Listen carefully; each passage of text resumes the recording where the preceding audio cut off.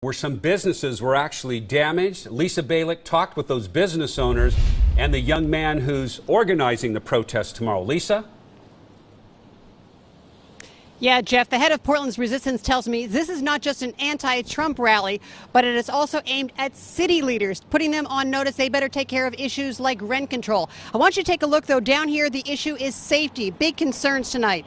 Look over there. The Chase Bank finally replaced its boarded up windows just last week after they were smashed in November. Broken glass, body damage, paint. At Broadway Toyota, 15 cars smashed, more than $100,000 in damage back in November. So we had to send this one to the body shop to get the bodywork fixed. Repairs still underway. We have to totally gut the inside of the car, make sure there's no glass in vents where we turn on a heater and a shard of glass comes. I mean, we can't take that chance. They've hired private security to patrol day and night tomorrow. We're downtown Portland. We don't have room somewhere else to just take 250 cars and move them to another lot. In the Pearl District, business owners are nervous, worried rioting could return. Some will put up peace signs in their windows. Others will post security guards. I also tracked down one of the main organizers of the anti-Trump protests. Why not put out the route? Because we don't want a parade, we want to protest. If we put out a route, we're going to have a police escort the whole way. This isn't a parade. You're going to have that anyway. Well, we want to keep them guessing. There's no... But why? In other words, why not put businesses at ease, people who live in areas at ease, if you're going to be by them or not by them?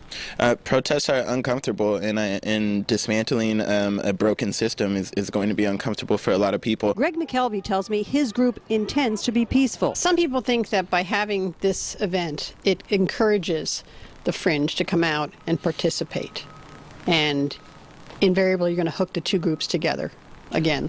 Sure, so I don't think that because we are possibly expecting a few people to do acts of property destruction that we should throw away our First Amendment rights. Those who live or work downtown are holding their breath while police are preparing in case of this.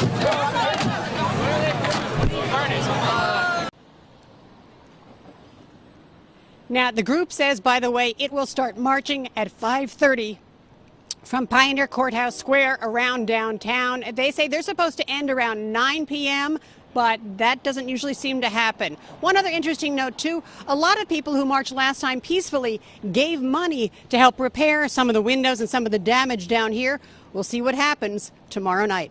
Live in Northwest Portland, Lisa Balick, KOIN 6 News. And we'll be covering it all. And coming up at 5:30, we're going to have much more on how Trump is preparing for Inauguration Day tomorrow and the protest scheduled not only to happen here in Portland, but at cities.